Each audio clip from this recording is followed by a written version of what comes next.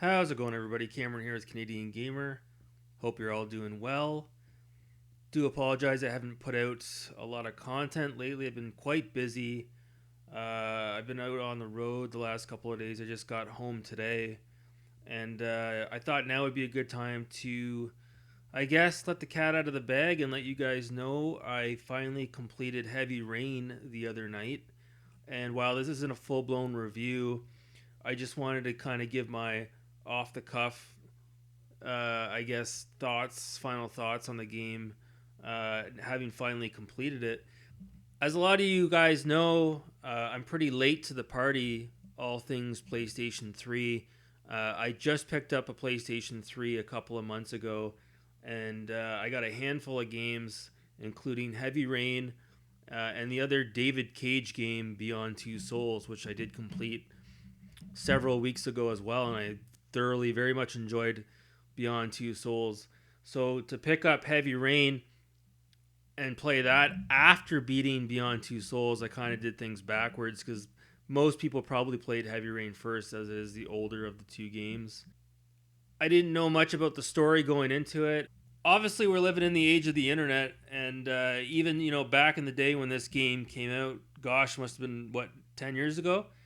The game obviously involves a heavy plot, and no pun intended. And unfortunately, a lot of people, even today, people do the same thing.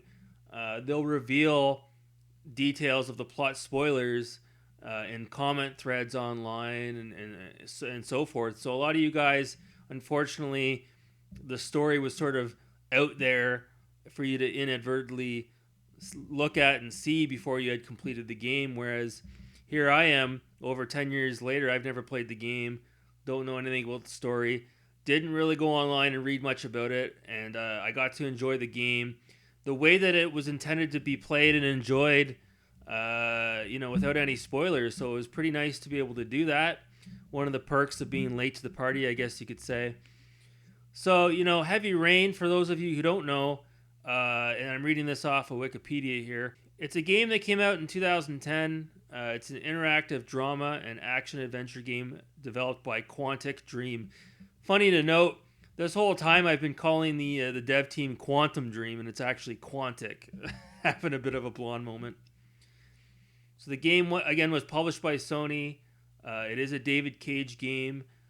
Again, he did Beyond Two Souls as well. And Detroit Becomes Human.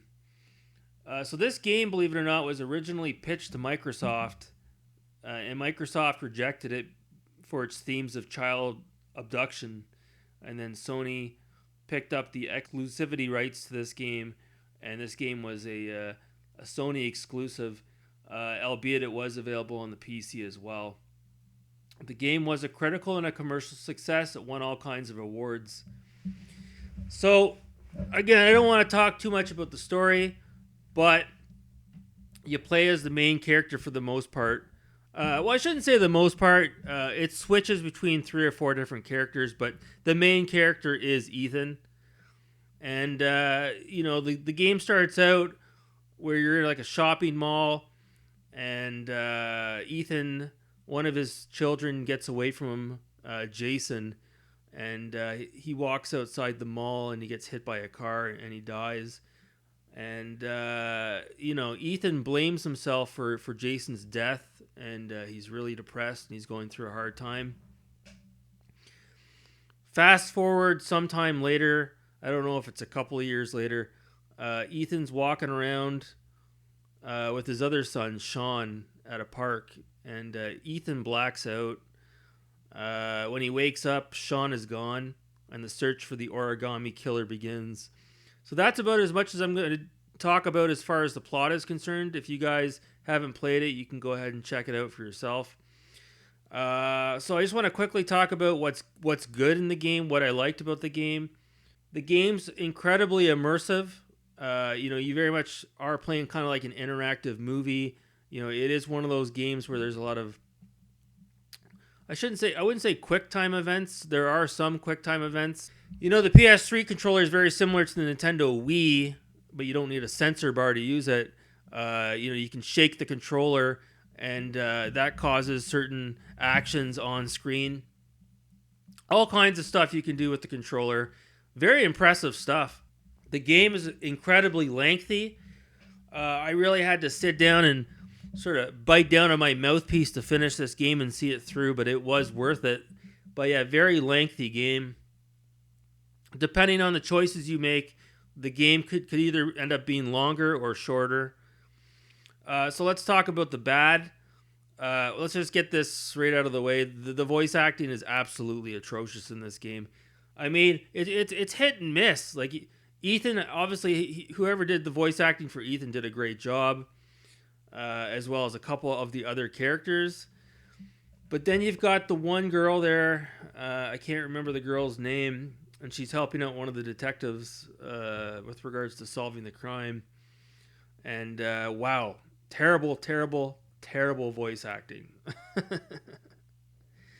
So, yeah, there's also quite a bit of audio glitches that I experienced with the game. And now I did look this up online, and there's quite a few other people that had this similar audio glitches as well. And basically what happens is this wasn't just a one-off. This happened damn near every chapter for me. This happened, whereas the music would almost drown out the voice acting. I shouldn't even say almost, it did. And there's parts where you could not hear your character at all. It was a faint whisper. I don't know if it's because I don't have maybe the greatest hits that has the patch on the disc. I'm pretty sure I downloaded the patch for this game, which you think would have fixed the audio glitches, but it most certainly didn't. So yeah, I had all kinds of immersion breaking bugs as far as the audio was concerned, because again, if you can't hear what your character's saying, that just sort of pulls you right out of the immersion. So I don't know what the hell is up with that, but yeah, some serious audio glitches for sure. The controls, as unique as they are, they can be extremely frustrating as well. Again, I grew up here over the last 10 years, with my Xbox. So to go from an Xbox 360, as an example, to a PS3, and you're having to get used to the different buttons on the controllers. No longer do I have A, B, Y, and X. I'm dealing with the triangle, the square, the circle. So when you have to do these little QuickTime events on screen, I caught myself a few times not knowing which button to press. I had to look down on the controller, and then the next thing you know, you do something inadvertently in the game that would cause the game to take a different direction as far as the story was concerned, and you had no way of having like a retry or a redo on the controller flub. So that's more of an issue with me more than the game. But as an example, there was one scene where one of the detectives he gets in a fight with a guy at a scrapyard, and the detective ends up, he's in his car, and he's about to get crushed by a machine, and I couldn't press the right buttons in time, and the detective ends up going right through this mincer, and he dies, and that was it. I couldn't go back. I couldn't redo it again. So he died, and we moved on with the story. So kind of frustrating. I suggest if you're playing this game and you don't have good hand-eye coordination like me, maybe just keep the lights on in the room and hold the controller up in front of your face so you can at least make sure you're hitting the right buttons when you're looking at the TV screen. But this game is all about turning the audio up and turning the lights down, so I don't know if turning the lights on in your living room is really going to help with the immersion. All right, so let's talk about that sex scene for a minute. Now, let's just get this out of the way. Madison Paige has got to be the sexiest character in a video game that I have ever seen. What an absolute smoke show for a virtual chick. That being said, let's talk about that sex scene. So there's a scene where Madison and Ethan get it on. I don't want to necessarily talk too much about the scene, but let's be honest here. If you cut your own finger off, like Ethan did, you'd be in so much pain you wouldn't be able to have sex. You wouldn't even be able to pick up a fork to eat your dinner. You'd be in so much pain. For Ethan to just wrap his finger up like it's nothing, doesn't even go to the hospital, pops a few pills, and he's got blood all over his hand, he's dripping blood. That's just unrealistic. Like, come on. There's just no way. You cut off your own finger, for fuck's sakes. You'd be in so much pain.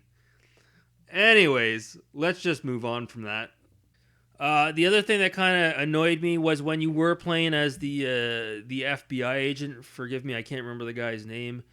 A lot of times, you'd have to go through this forensics portion of the game where he'd put on these special infrared glasses that he would wear on his head, and you'd have to scour the land and look for traces of blood and footprints and tire tracks, and kind of gets monotonous, kind of gets a little old.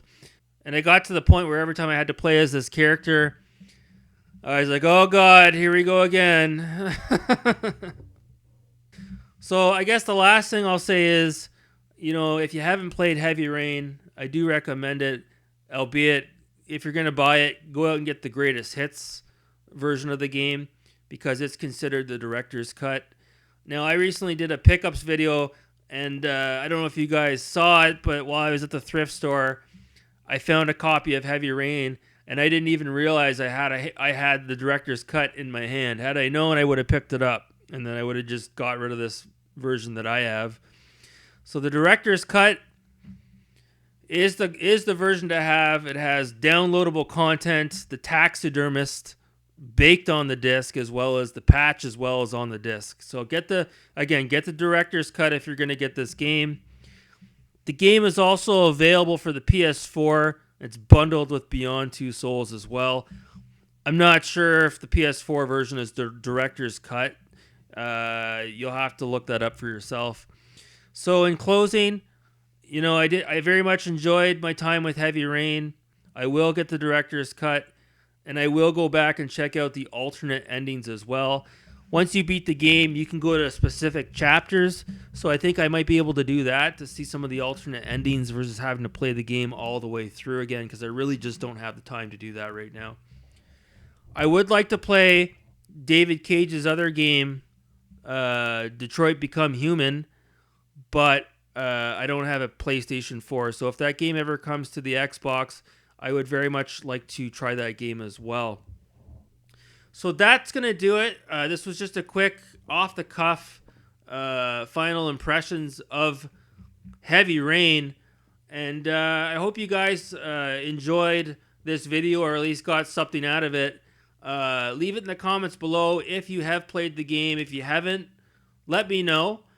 I also picked up a few games while I was out. I was hunting recently while I was out of town. So I'll try to post another video later on this evening showing you guys my latest pickups. You're not going to want to miss that as well.